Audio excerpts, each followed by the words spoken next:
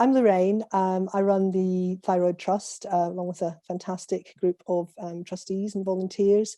And just like to say thank you all so much for coming today. We're really delighted to have such a good level of interest in this talk with Torquil, which we're so excited to have him as our speaker. As Judith has just observed, having Torquil dialing in from Copenhagen today makes us truly international, and it really is very exciting for a little patient charity like ourselves to be able to have such an excellent speaker who's not always necessarily available for events in this country. So technology has its advantages as well as its disadvantages. Just say a little tiny bit about the Thyroid Trust. We're a very, very new patient-led charity. We just completed our registration with the Charity Commission about 18 months ago, a little bit less than that. And we are absolutely committed to doing more to raise awareness of thyroid disease, to provide greater levels of access to reliable information and cutting edge information as well, and to really advocate very strongly for improved access to treatment options and better standards of care overall, and really just to give patients a voice and a platform to come together and share their experiences and to try and sort of get those experiences better understood by the wider world, because thyroid conditions are very common and they can be hugely debilitating, and yet they're not talked about very much. So that's kind of our mission and what we're aiming to do. But we are still very early days, and we're really grateful to everyone for the interest and the support. Just briefly introduce the team today. We have Judith Taylor, who is very kindly hosting this call and is our Chair of Trustees, and also works with the Thyroid Cancer Alliance, who have the Zoom account that we host our meetings on. So we're super, super grateful for the support from Judith and Thyroid Cancer Alliance. And I've also got two fabulous volunteers helping today who are going to be hopefully keeping an eye on the chat, because it can be really difficult when you've got so many people on a Zoom call to keep track of when people want to ask things. So we've got Juliet and also Pilly, who hopefully are going to make sure or help us make sure that we don't actually miss any questions.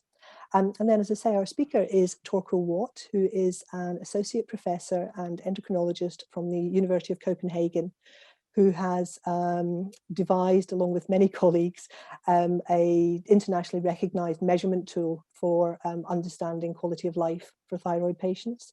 And he's going to explain how that's been developed and patients' involvement in the development, and also explain why it is something that is has been scientifically validated and is recognized, because I know a lot of patients get frustrated sometimes that we try and talk about our quality of life issues, and then we're told that it's not necessarily scientific. So I think the fact that this tool now exists and I believe is starting to be used more will be very, very interesting. And I know Torquil has a vision for the future for a patient platform and more applications, which he's going to be talking about and explaining to us. So it's a really, really interesting topic that I know a lot of us are very keen to learn more about. Just to briefly say, we have ground rules that we ask everyone to adhere to in our meetings, and that's really just about being calm and gentle with each other. You know, we're a patient-led organisation. Some of the subjects that we talk about can be quite emotive, and we all get that. So if we all just be really gentle with each other, that's helpful. It makes it easier to run these sorts of events. Feel free to share anything that you want to share, ask any questions that you want to ask.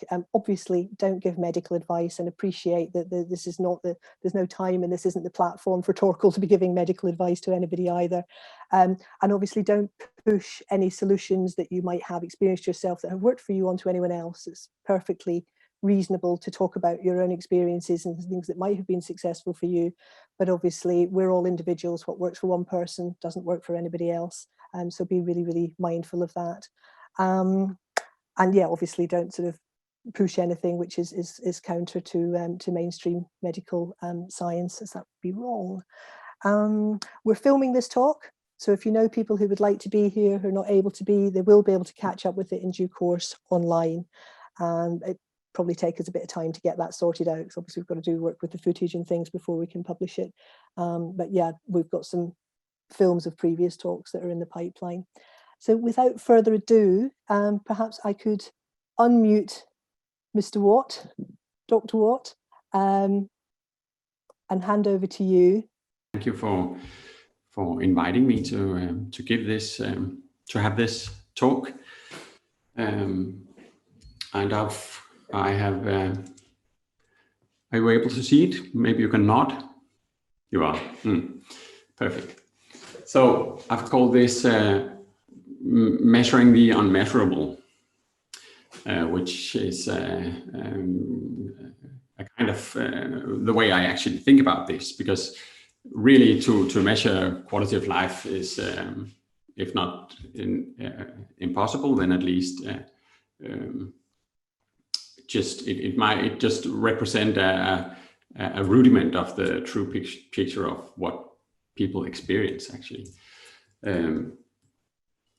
And sorry, I just need to, and my perspective will of course be that of a scientist, because that's my way into this, and I apologize in advance for having this scientific perspective, and I hope it won't be too boring for you, but I still think that I've tried to give a talk which should be relevant to anyone, even regardless of their background.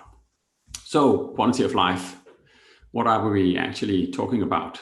Copenhagen is actually has been nominated as the city with the highest quality of life in the world. So that's a position to speak from, I think. And we also have a lot of cultural and gastronomic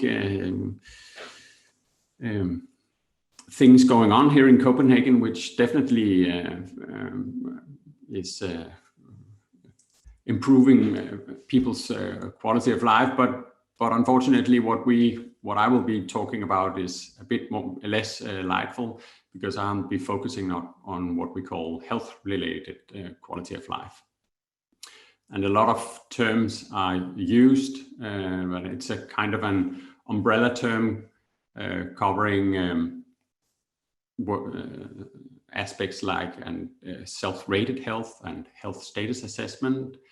HRQL means health-related quality of life, but nowadays we are usually getting more and more used to using the term patient-reported outcomes, which in US usually are called PRO, and in UK it's called PROMs, because it patient-reported outcome measure, and that's where the M gets in.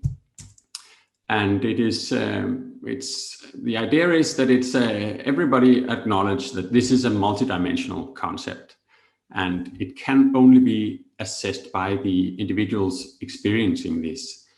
One definition which I think covers the aspect quite nicely, and which is the one I adhere to, is that it deals with the subjective assessment of the impact of disease and its treatment across physical, psychological, social, and somatic domains of functioning and well-being. So that's the definition which lies behind what I will be talking about today, and also behind the measurement system I have developed together with good colleagues.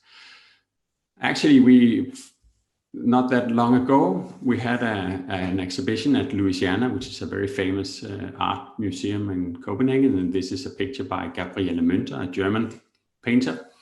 And I actually think this, to me, it represented what I'm talking about here, the quality of life of thyroid diseases. I think if you look at the horizon here, it crosses the woman's neck, right where her thyroid is, and you might think that the way she's positioned, you might think that it may be affecting her mentally. It may also affect the way she's interacting with the life around her, and how that can sometimes be impairing the her ideal wishes for her quality of life. when you want to include the patient's perspective in the whole clinical setting, if you are at an individual level, you usually you can talk, and a clinician and a patient can talk together, and a clinician might be interviewing about these kind of issues. But if you want to measure it scientifically at a group level, you would need some standardized questionnaires measuring the experience of the patient and converting it into numbers which you can then incorporate into the scientific world. So that was my that was the outset when we started this back in 2003. I was a young physician at a hospital, and I met a patient with hyperthyroidism, which came into the emergency room and was admitted to hospital, and that was a very it had a lot impression on me, the way what she was experiencing and the way she was impacted by this disease. And at that time, I had been working for quite some years with measuring quality of life at the generic level, irregardless of disease. And I got interested in knowing something about how patients experience this disease, and I looked into the scientific literature, and I found that we actually knew quite little about this, and there were no thyroid-specific quality of life instruments validated at that time, which, in my opinion, was necessary in order to fully describe how these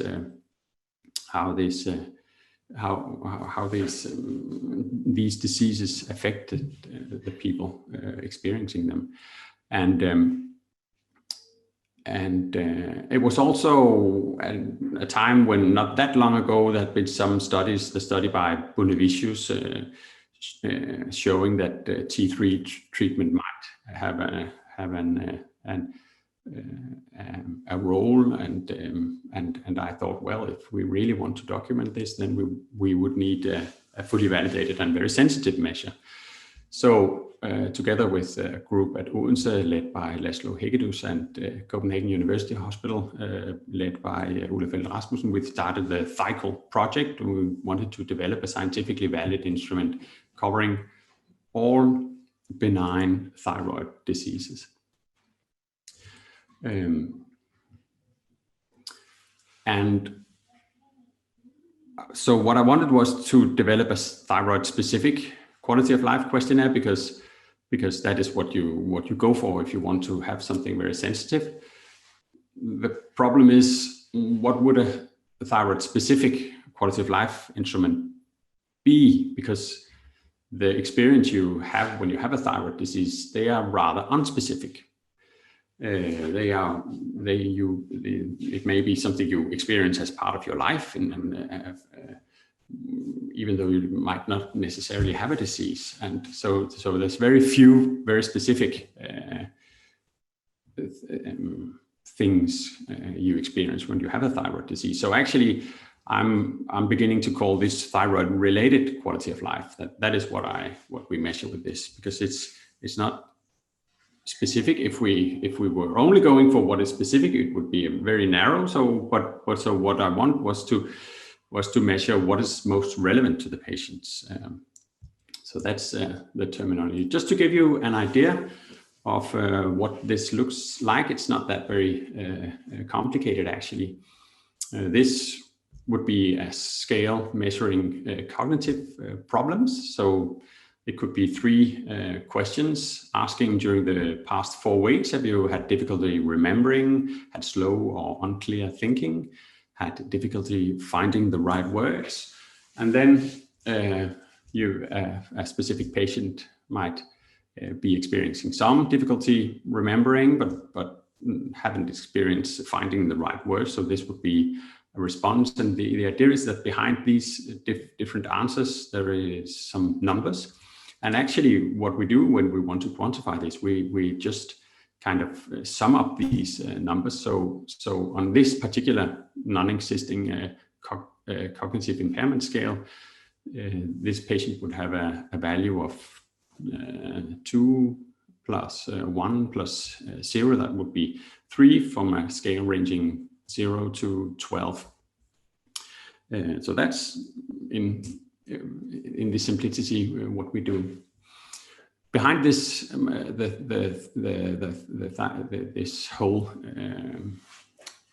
system is a theoretical model, which I would like to present to you.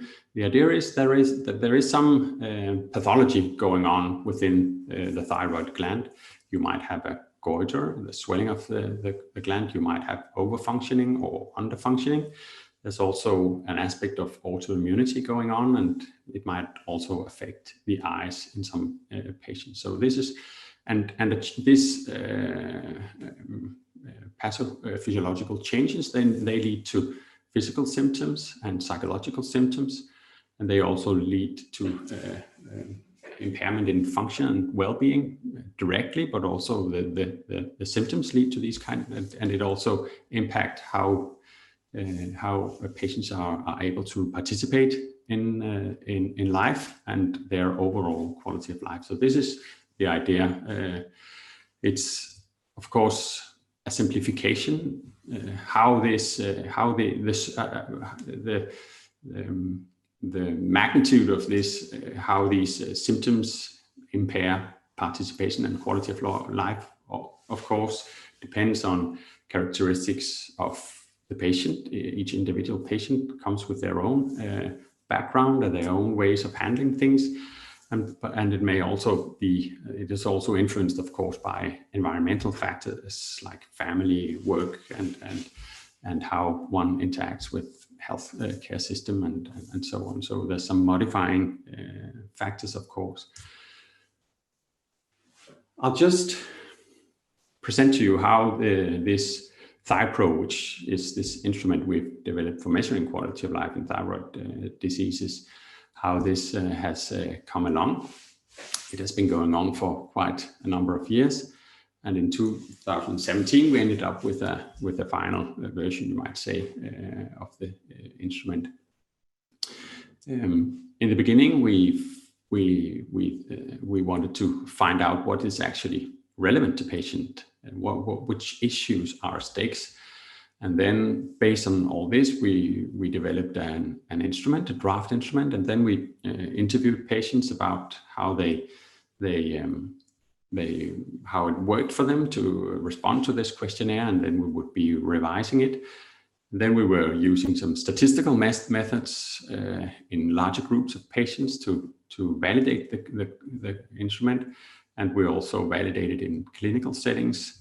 And then we went on to adapting it cross-culturally so that it functioned as a valid instrument across languages and in different countries. And then we ended up making also a short version of the instrument for, and now the phase we're in right now is that it's becoming applied in multiple scientific studies around the world, and also to some extent in clinical settings. In the beginning, where we wanted to find out what was at stake, we conducted a literature review, identifying all reports of how patients had experienced living with thyroid diseases. And we also interviewed thyroid experts with a lot of experience with working with thyroid diseases. And I also interviewed 80 patients about how they had experienced their disease individually. And based on this, I had a broad range of issues which were relevant to incorporate in such an instrument. I'll just show you some interesting results from this phase. What you see here is a graph representing the importance ranking of these various issues it were both the patient and expert, they ranked which issues they found most important for quality of life. And the most important issue was rated 1, and is located here on the axis, and out here it has the least importance. So what we included the 15 rated most important by either clinicians or patients, and these were the ones where there was agreement between clinicians and patients. So the other the ones in these red areas, they were issues which were important to either patients and less important to clinicians, or were rated important to clinicians and less important to patients. And actually, as you see, if they were in complete agreement, they would be along this line. So there was, when you were thinking about non-toxic goiter, it was rather low agreement between clinicians and patients. I think it provided some insights into these different perspectives. What the clinicians found important, in somewhat contrast to patients, were these issues out here. And you might see that it's actually some of those issues would be specific to this particular disease, whereas patients, they were, of course, they didn't care about whether this was specific. They reported what they had experienced, and so it's less specific and I think these two perspectives, they actually complement each other. So I think, in my opinion, it's worthwhile to incorporate both perspectives, and not only the patient's perspectives as might be argued for. So this was non-toxic goiter. A different picture arose when the interviews dealt with Graves' disease. There was better agreement between clinicians and patients, as you can see. And but again, the same picture. The clinicians, they focused on kind of physical aspects of the disease and more specific ones, whereas the patient, they reported more on what they experienced as the most distressing thing in their life, as part of having this disease. So they were easily getting upset and stressed, and that's actually, I think that's a strong finding which goes across a lot of my research, that this emotional susceptibility, as I've called it, is something which might actually be central to at least autoimmune thyroid diseases, and which is important to incorporate when you want to study these diseases, and which is not usually incorporated in quality of life instruments. This is when it comes to autoimmune hypothyroidism, which might also be Hashimoto's. We call it Hashimoto's usually by many patients and also clinicians. And there was slightly less agreement, as you can see, compared to Graves' disease. And the same picture arose, in my opinion, with these complementary perspectives, as I would call it, between clinicians and patients.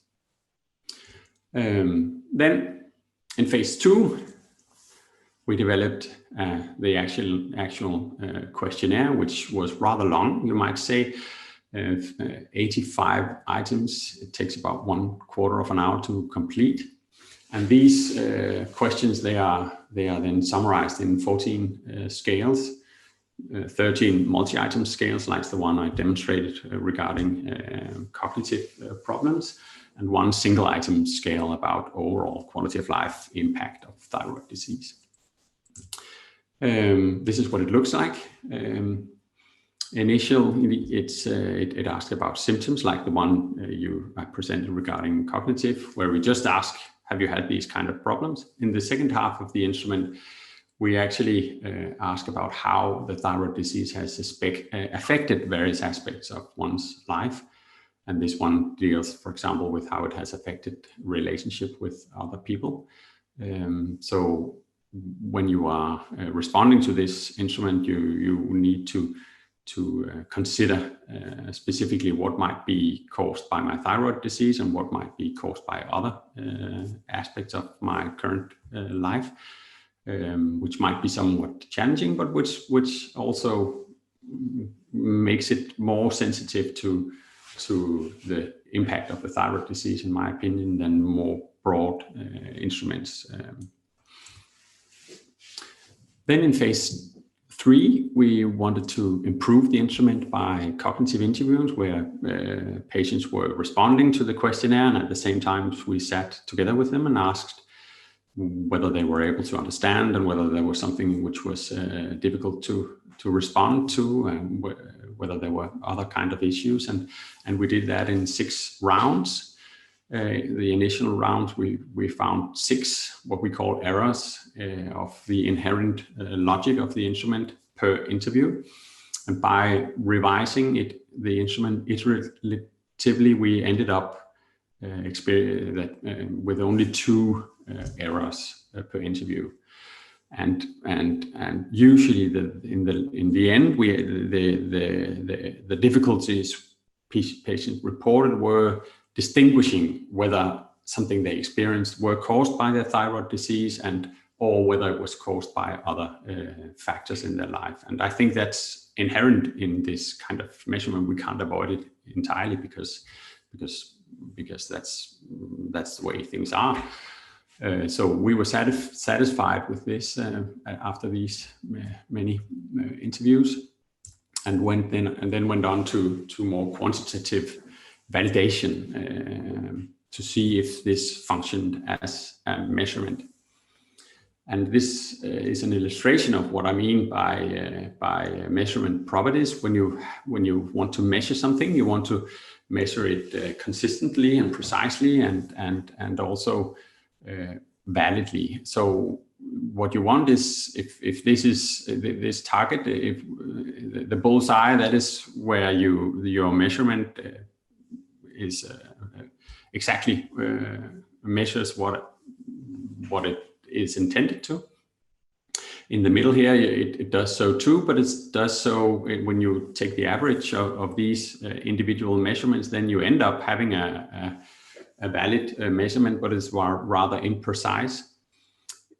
To the right here, the instrument is precise. It measures exactly the same each time you repeat it, for example. But you're off target. You're not measuring the right thing actually.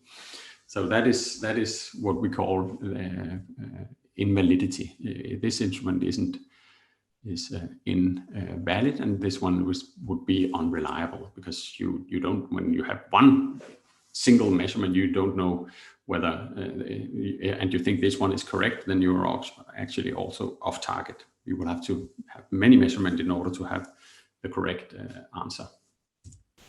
And actually, when it comes to quality of life, the picture is more like this one, because you can't put a probe into the brain or the soul of an individual patient and know what is the correct value. You have to somehow extrapolate based on these kind of individual measurements, and then have some way to evaluate the validity and the reliability. And I will bring you some example of how we did that. We had 900 patients attending our hospitals responding to the questionnaire. And then what we did was we asked a group of clinicians to identify for each scale in the instrument, each aspect we were measuring, we asked them to identify a group of patients with, based on their clinical descriptions, they should have a high value of this score.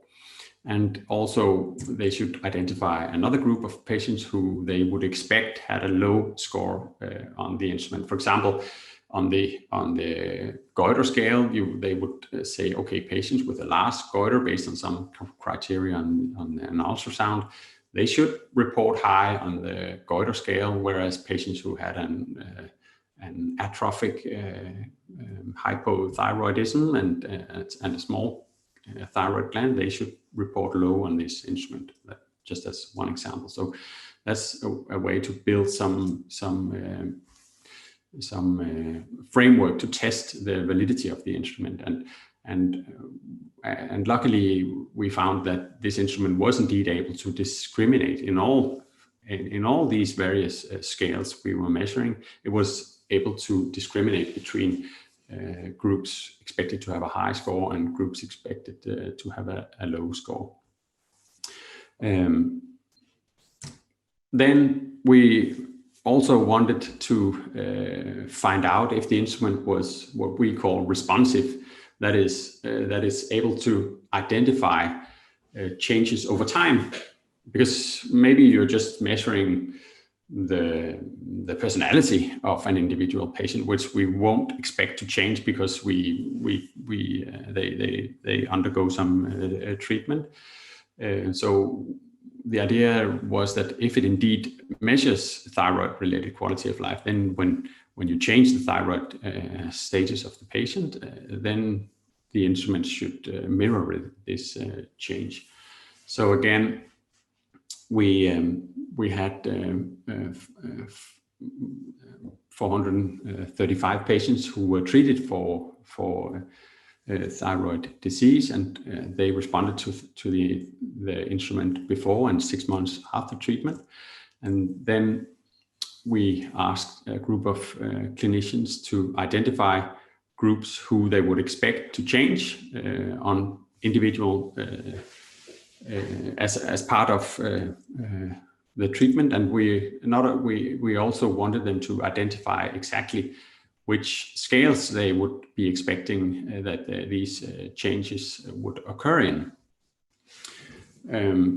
And we found that it had very good responsiveness, this instrument. It was able to detect these changes that when you have had a patient, for example, who were hypothyroid, the clinicians would expect that they would score high on the tiredness scale, and when they were 6 months after treatment, the instrument should demonstrate that they scored lower, and it did so indeed. And it was better than the mostly used generic instrument measuring quality of life, which is called SF36, which is a very nice instrument, very good and very well validated. But the ThyPRO was superior to that in terms of identifying clinical change. Then we went on to the cross-cultural validation in order to have it available for patients all over the world. The way we went on doing that would be that we had the original, which was, we actually developed the original version in parallel in Danish and in English. So we had the original were these two languages. So for example, with a question asking, have you had a tendency to sweat a lot?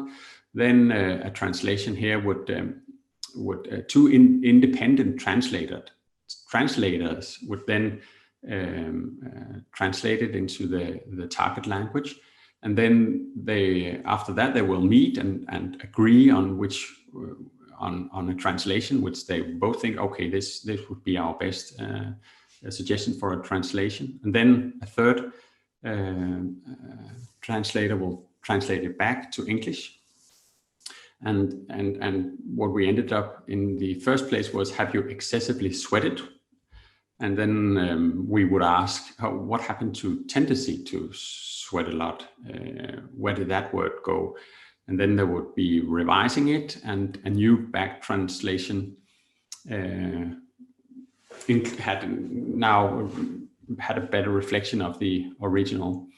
And then as the last step, the patients are asked to rephrase the new language in their own words. And here you see 5 patients who said who reported how they understood this question, and that's the way we validated in terms of was this what we intended to ask with this question or not, and if not, then we will have to go through the whole process again. So So now it's actually available in 21 languages, and a lot more are on the way. So it's fun to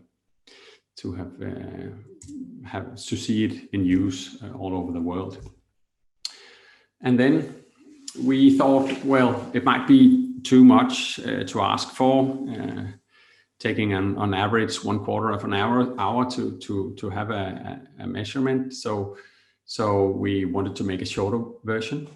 And this development of this short form was based on my experience with this whole process, which I just described to you, and also information based on patient interviews and the previous validation studies.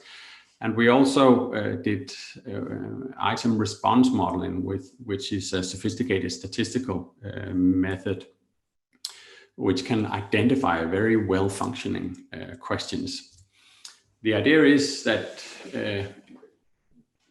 you have a question where you intend to measure tiredness. So this is the tiredness, how tired people are, and then you ask a question: have you felt tired? And they might respond not at all, a little, some, quite a bit, and very much.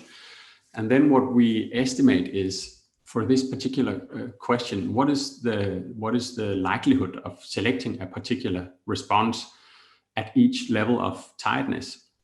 So if you are very tired, you have a high probability of saying, I haven't felt tired at all. And with increasing level of tiredness, then the probability of selecting the stronger answers are higher. If you are very, very tired, then the probability of selecting very much is the highest, and the other ones are the lowest. So what you want is, of course, a question that distinguish nicely along the spectrum of tiredness. And here is the anxiety scale from the ThyPRO. Each individual, each of the 5 questions asked. So this, for example, this question: have you been afraid of having a serious illness? The various responses, it's difficult to know how anxious people are, irrespective of which response they selected. It doesn't provide much information. Whereas the other ones here, they were quite, they were distinguished nicely along this spectrum of anxiety. So we would select 3 with the best coverage, and also with steep curves, because then the idea is that if you have one individual answer to a question, then you would know rather precisely how anxious this particular patient is.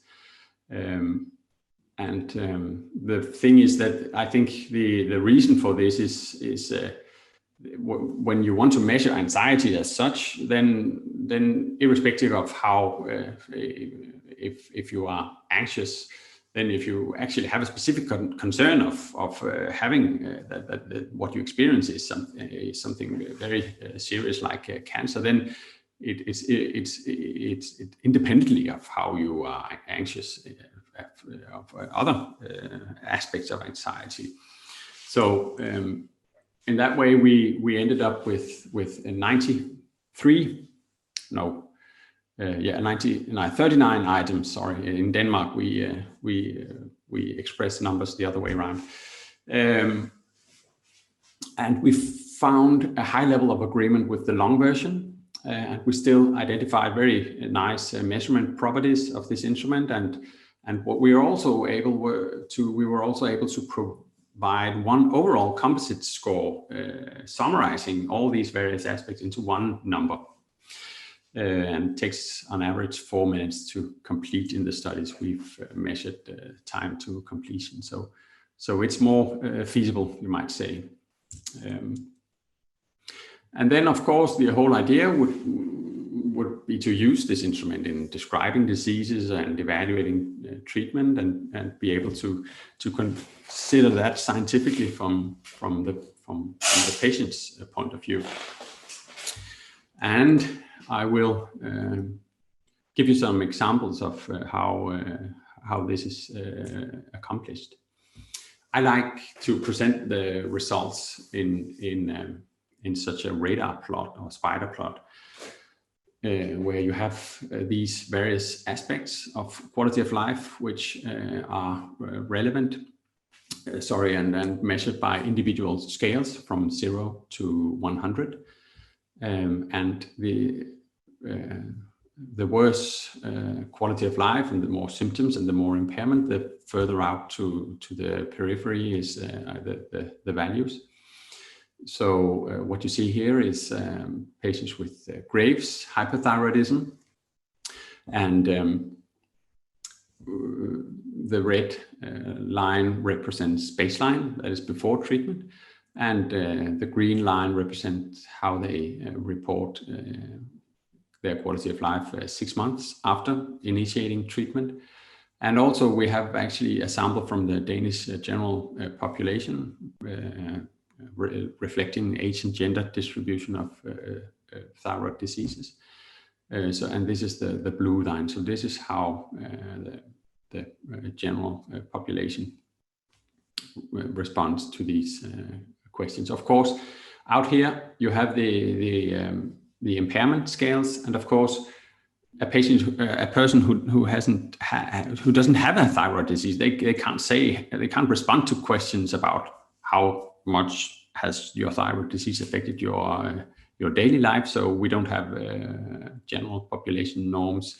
But if a patient reports absolutely no interference with their various aspects of life, then their score would be 0.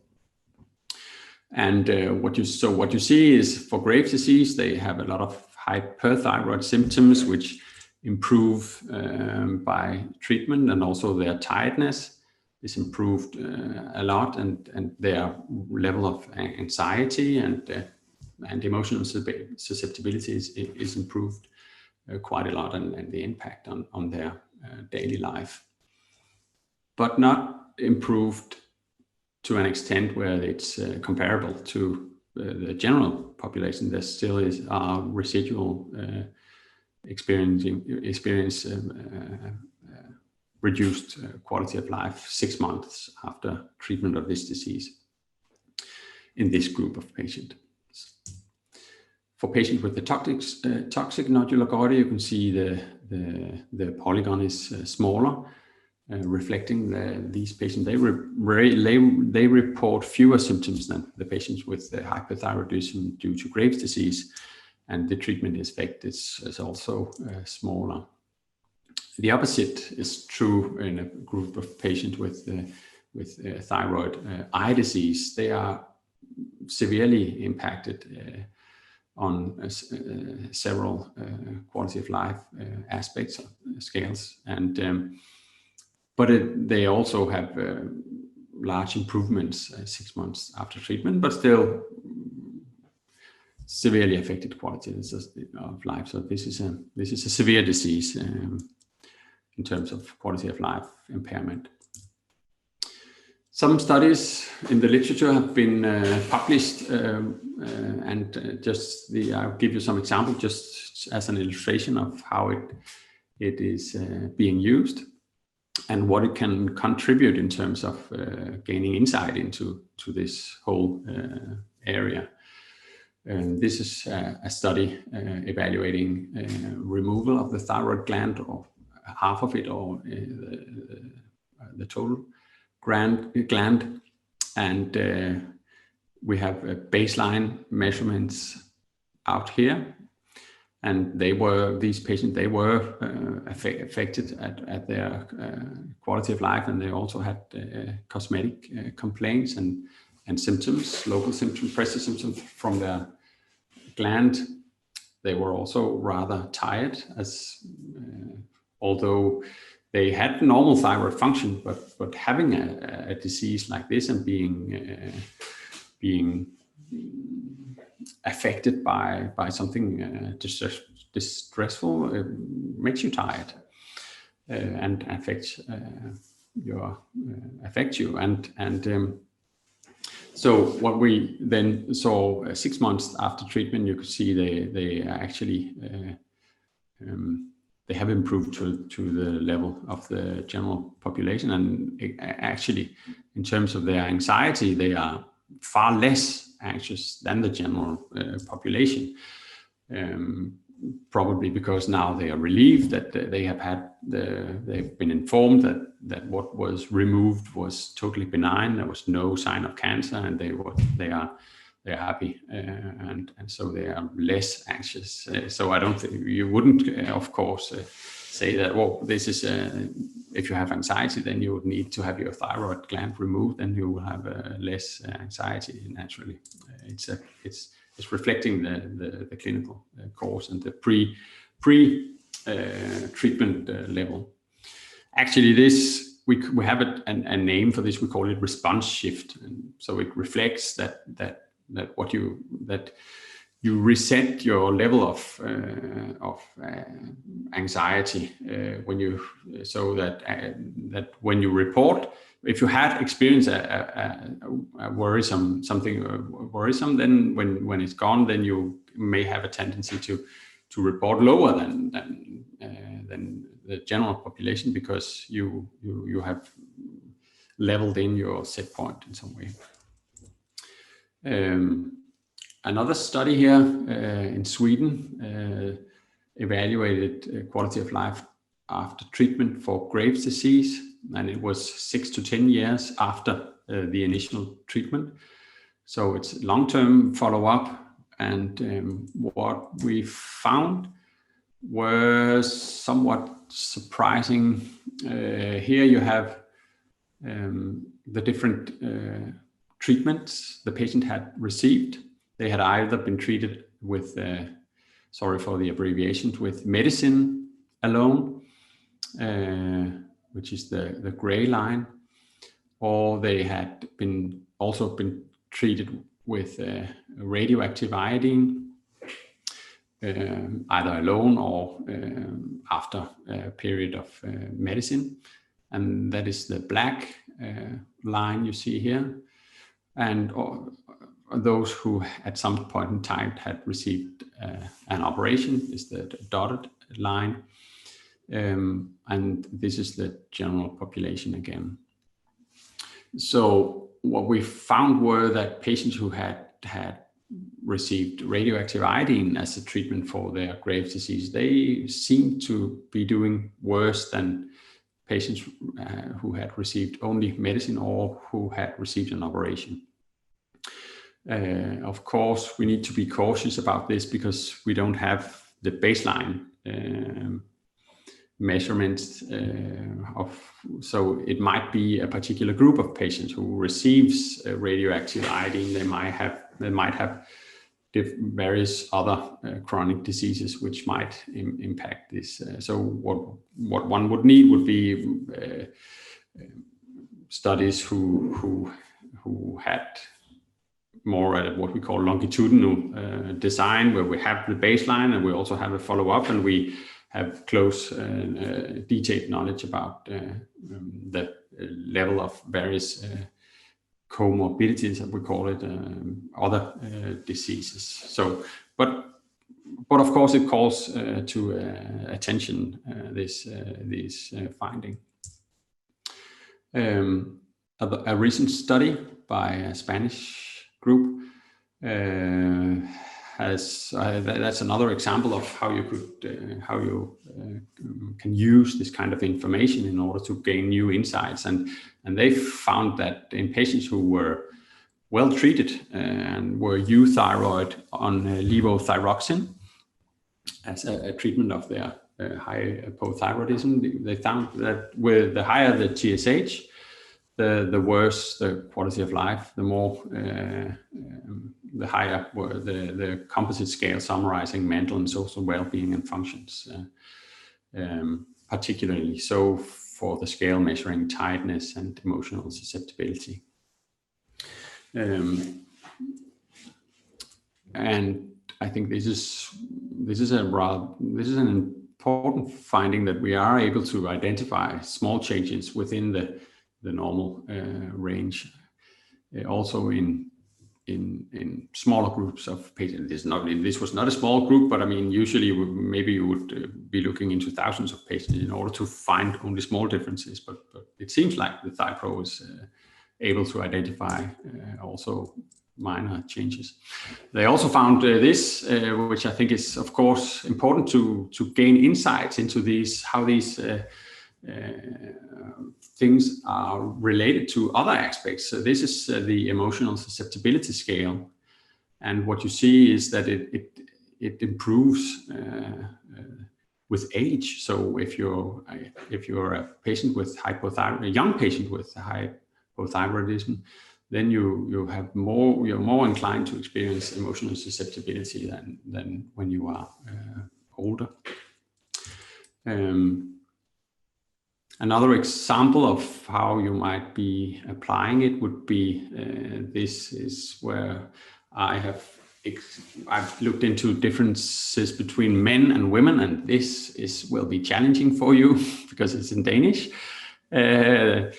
But you might have guessed that the blue line there is men and the red line is women. The scales are the same as they are located in the same places as the one you just saw before. So this is hyperthyroid symptoms, hypothyroid symptoms, anxiety, as you might guess, tiredness. And what we see is when you compare men and women, how they experience, what they report when those who have a non-toxic goiter, then women tend to report more impact than men do. And this is also true for hypothyroidism. Women have reported higher levels of all these various aspects of thyroid-related quality of life. So there seems to be a gender difference going on here, which is not the same across all thyroid diseases. Here is a toxic nodular goiter, and the differences are somewhat smaller.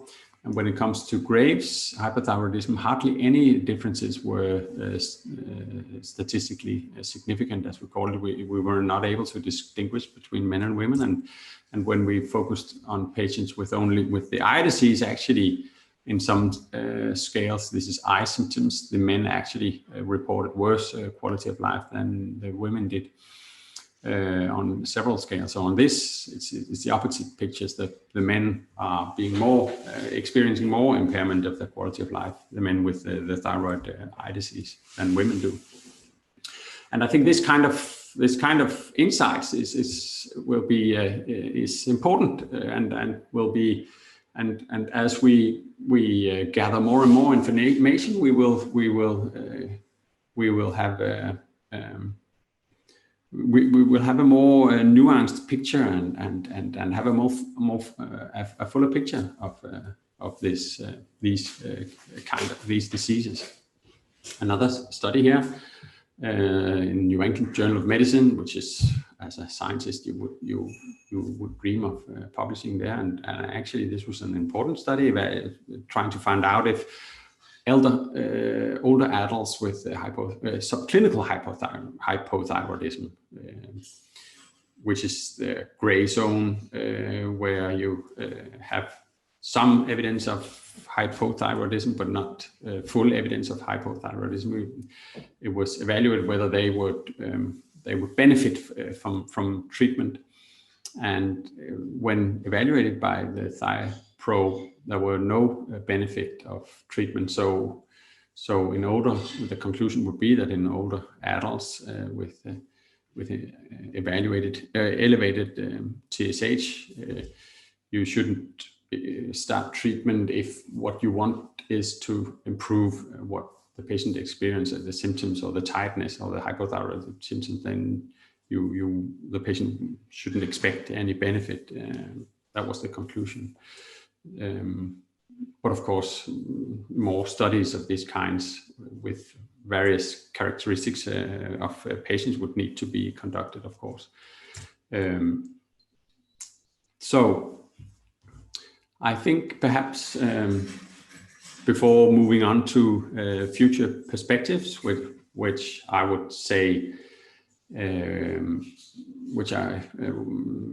could be to implement these kind of measurements in clinical practice and for individual patients as a treatment effect monitoring and perhaps as a communication tool, and as one part, and then also as an empowerment tool in empowering patients to more gain power, acquire power of their own disease and management.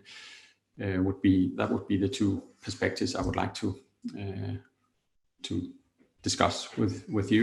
Gosh, what a huge amount of information. Yeah, thank sorry. you. No, don't apologize. It's such a privilege for us to have an insight into your world and understand a huge amount of years worth of work and all the different researchers that have been involved in developing this tool and using it for different studies.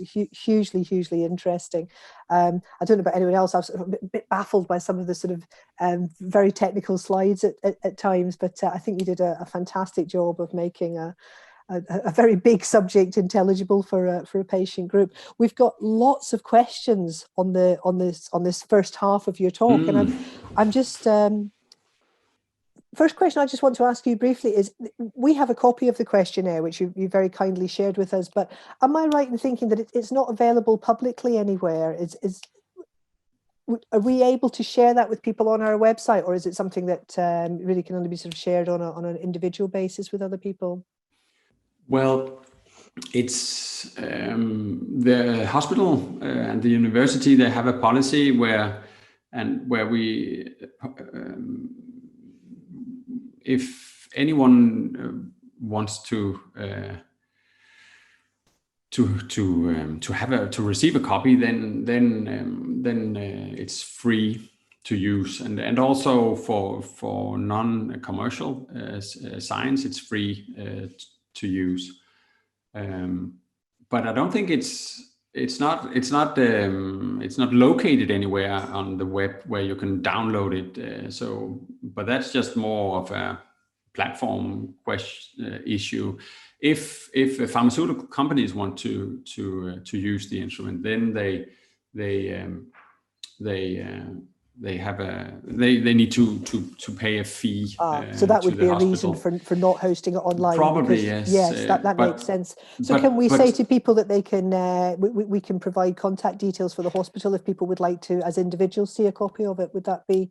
But I think as a patient community, it would be perfectly relevant that you share it among yourself and your members, and so I'm quite sure that that wouldn't be because I think the pharmaceutical companies, they know that if they want to use a patient-reported outcome, then they need to contact the license holder. So I don't think, I'm not concerned of it being distributed and then being misused by some because so I'm not that.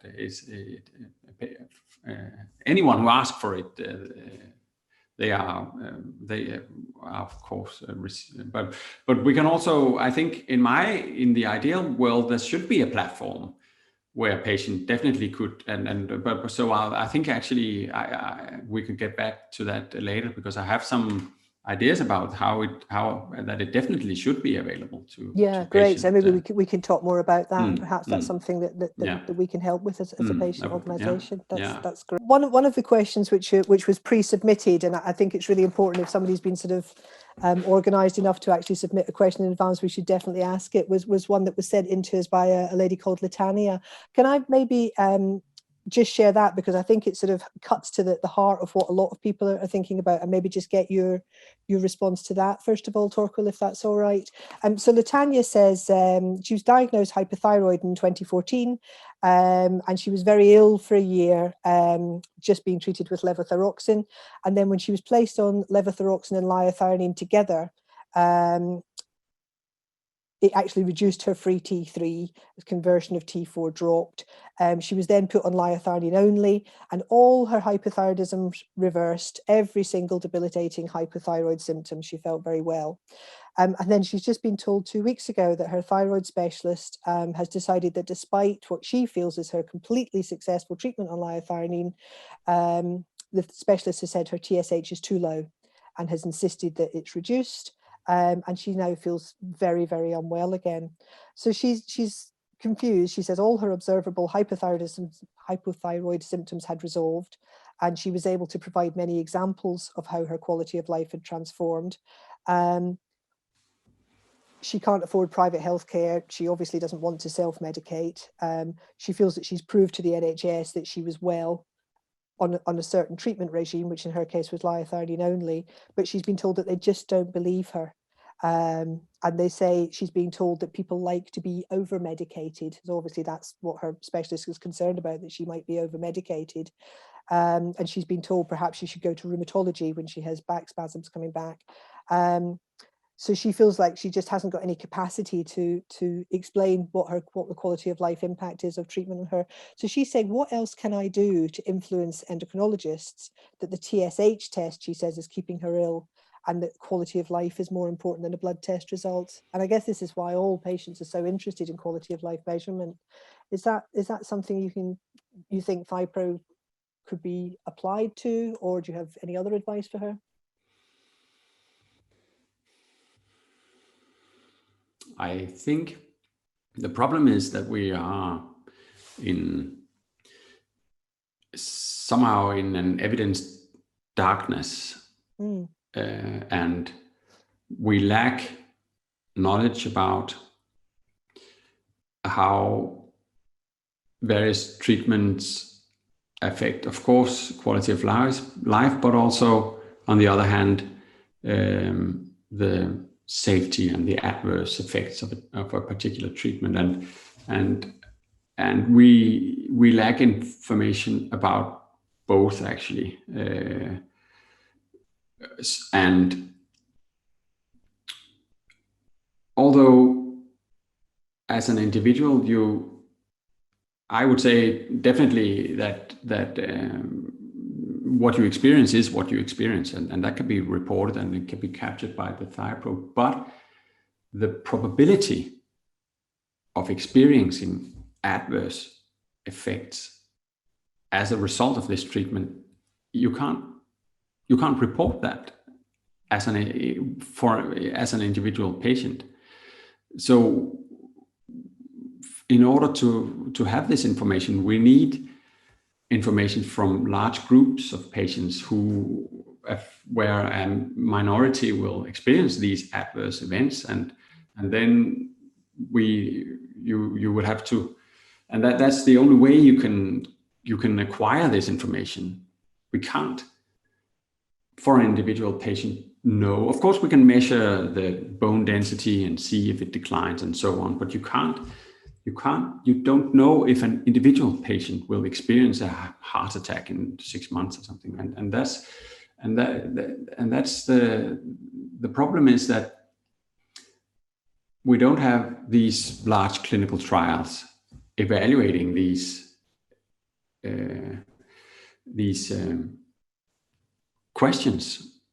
So what we need is trials, where we have sufficient number of patients receiving these various treatments, and then to see, does, for example, liothyronine monotherapy, does it actually lead to what we are afraid of as clinicians? Because what we have this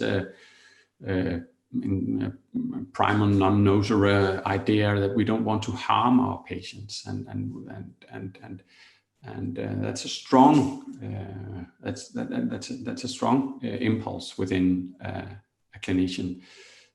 So when we are afraid of when we have some large trials showing that if the TSH is very low, then there's a higher level of problems with the heart and maybe also with the brain and the bones, of course, then we are concerned. But we don't for sure know that this can be extrapolated to a situation where like this. So it's not high quality information, but it is what we've got, and therefore, out of concern of long-term negative consequences, one might be afraid of having responsibility for a patient for treatment which leads to suppressed TSH. But I think it's based on a lack of clinical evidence. Mm. Mm.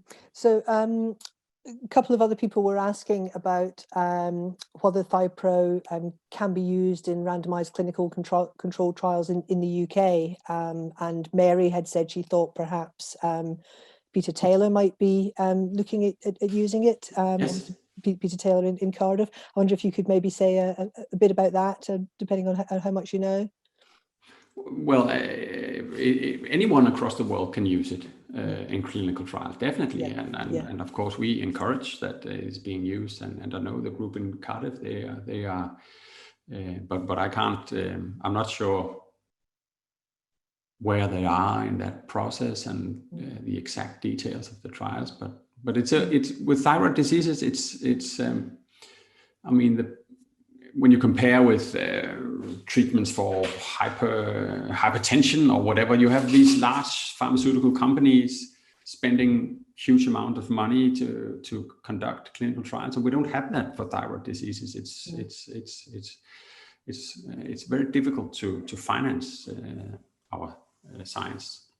Yeah, that was exactly what I was going to say. That last I heard with the plans for research that Peter Taylor's team had was that they were looking for some substantial funding, and I don't think they've got that yet. And it's difficult when you've got medicines that have been around for a long time, and they're generic medicines. It's very difficult to work out where the interest level is in providing the funding for that research, because there's not a big fat profit to be made for a pharmaceutical company with a new medicine. So it's difficult. It's very difficult. Yeah. Helga had also asked, she asked it earlier on, but it's a good follow-up to can ThyPRO be used in clinical trials, is, you know, what needs to be done for ThyPRO actually to be useful in a clinical setting for patients? Well, that's what I would be talking about just in a few minutes. Brilliant. So we'll go on to that in a moment. That's great. And Judith had a question, which I had as well, which when you were talking about the impact on people's participation in daily life, there didn't seem to be a question about impact on work. Is that something that you do ask people about? Yes, certainly. Yeah, certainly. Yeah. Because we but that's incorporated in the daily life. That's kind of, it's not leisure activities.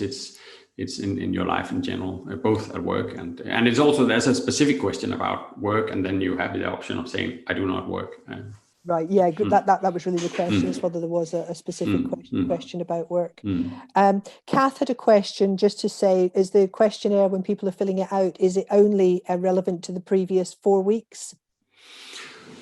Good. We have a 1 week version and a 4 week version, and then a young colleague, Victor Bosen, he has been working with what we call a momentary version. We call it ecological momentary assessments, EMA, where we have an app which we developed both for iPhones and Android phones, and it asked, how are you feeling right now? And he actually has published a number of papers on this. The 1 week version and the 4 week version, they are comparable, but the momentary version seems to be measuring something different.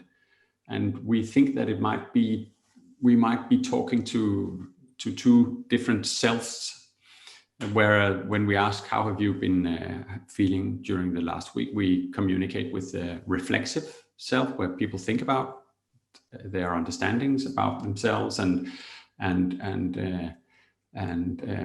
when we use these ecological momentaries, we communicate with the experiencing self, and it's probably two different aspects of a person, and we need to find out what can one measurement approach provide in superiority to the other. So that will be coming in the future. We will try to identify what's the strength of one measurement versus the other. Mm-hmm. And another question which is coming through, I think, in a few people's questions is when we talk about measuring people pre and post treatment, how do you define treatment? Is it just that someone has been given an amount of levothyroxine, or is it that the patient has said, yes, I believe that I'm now optimally treated? Because particularly with the subclinical hyperthyroidism study that you shared at the end, if someone is simply given 50 micrograms of levothyroxine for a period of time and then they don't feel any better, does that necessarily mean that treatment wouldn't be effective? Perhaps on a higher dose of levothyroxine, or perhaps with the addition of T3, you might see a big difference. So how does ThyPRO define treatment? Is that something that you've thought about? It doesn't.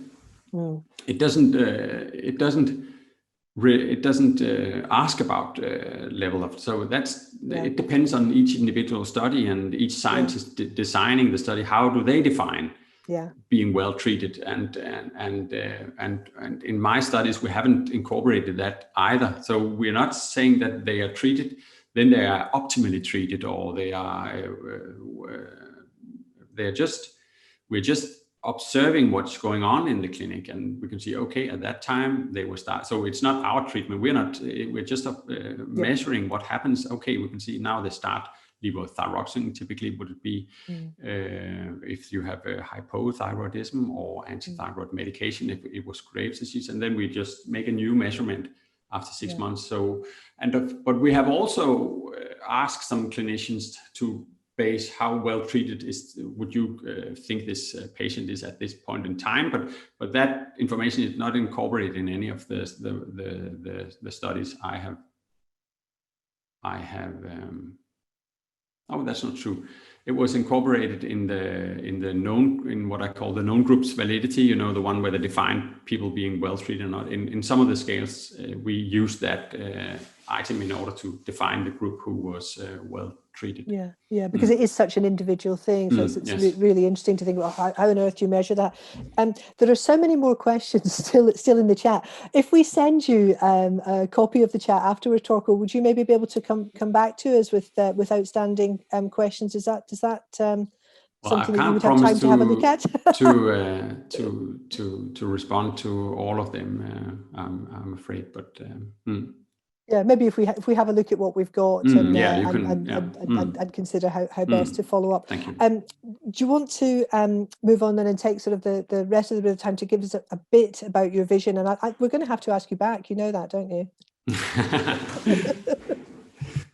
Yeah, thank you. I'll do that. I will probably. I don't know. I was kind of thinking that we were halfway through when you talked about probably a break around 12 o'clock. But it's almost 12:30. When I said to you, because normally our face-to-face meetings are 3 hours, but with the online meetings, you can't expect people to be online for that length of time. So when I said to you it's an hour and a half, and you said that's lots of time, I thought, how long we've got time for questions? Sorry. I'm sure. Yeah, but I think the next topic I can be more focused. Give us an overview. Would be really great. Everyone's really interested. So what I had in mind was to share with you some of the studies which has been conducted in terms of incorporating these kind of instruments in clinical practice, and this is an example. It's from oncology where you have these various aspects. It's not thyroid. And the idea is that just like you see it with your blood test, then you have a measurement from each particular time, and you would then be able to see, okay, how has my appetite lost during the last year? How has it been fluctuating, and so on? And what they found in this particular study by Velikova was that it actually. Fewer patients when they were actually enrolled in the study compared to those who were controlled had a deterioration in their quality of life, and more of them experienced better quality of life. Another study, which is more, you might say, less. the first one was focusing much on communication. The latter one here is focused on identifying patients who need specific attention for their cancer treatment. They were just what they did was that they would be answering questions about a lot of some symptoms, and they would just be reporting whether they were absent and or if, to a level of 4 where it was disabling, and then if an increment was observed or if they reported a level of any of these symptoms, then a notification was sent to a nurse, and what they found was that fewer patients had to come to the emergency department for attention of their disease, and it also improved their quality of life and actually also their survival. So it is a strong tool. Has it been shown in some groups, mostly as a communication tool and as a monitoring tool. So I think where we are with the ThyPRO now is that the next step would be to focus on empowerment and self-monitoring. And a group of colleagues of mine, we've suggested, for instance, what we call the Hype portal. It was a patient portal for patients with hypothyroidism, where we wanted to develop a system with 3 modules and open modules containing this kind of evidence-based information about thyroid diseases, and then another model where you for self-registering of patient-reported outcomes and possibly other clinical data, and a third model where if one wanted to specifically work with empowerment issues, we wanted to have that incorporated in this system. And this is an overall illustration of it.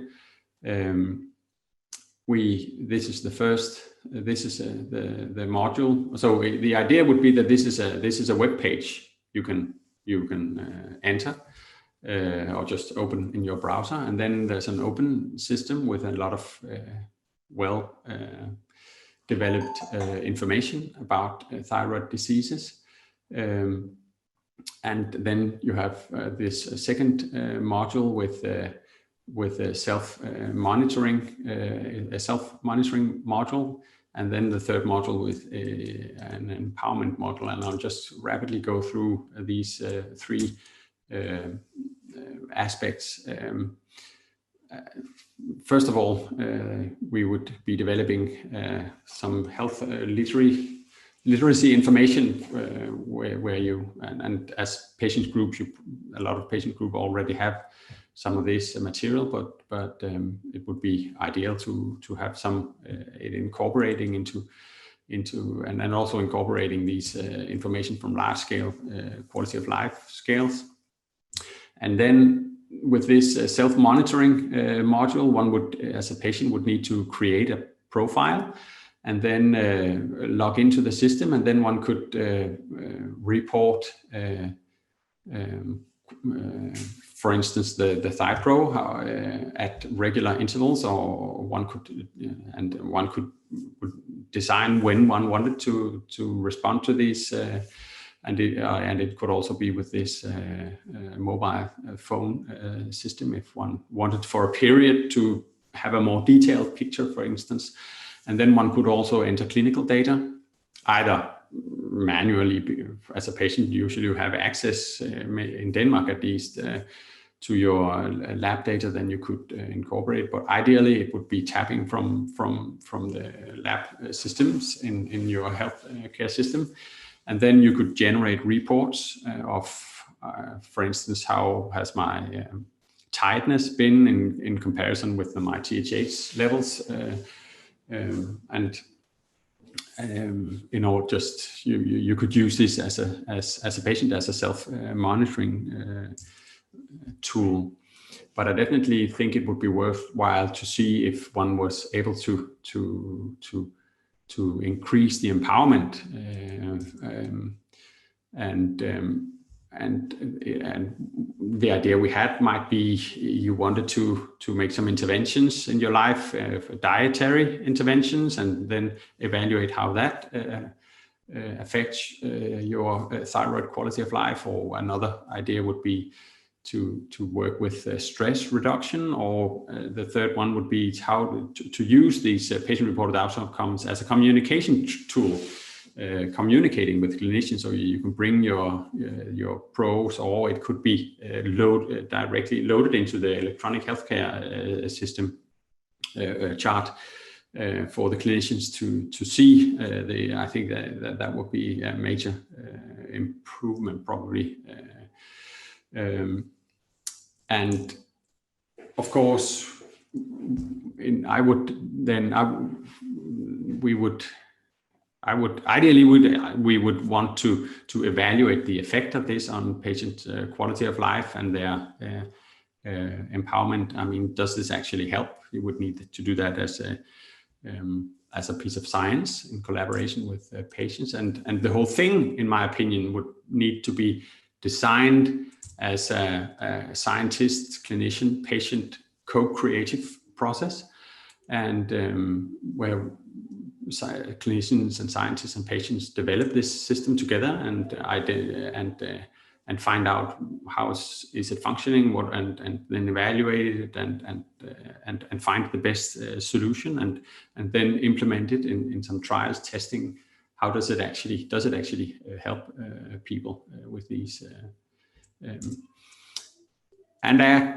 But as we talked, Lorraine, doing science is you have to swim against the stream. We have actually applied several times for large funds in order to have this up and running and design it as a scientific project, but we haven't received funding for this yet. So that was what I had planned to share with you, and I would love to discuss more on the latter part here, but we are short of time, I can see. I think what you described is exactly what we're all crying out for. Do you want to stop sharing your screen? And well done to all of your colleagues who've been involved in this work as well.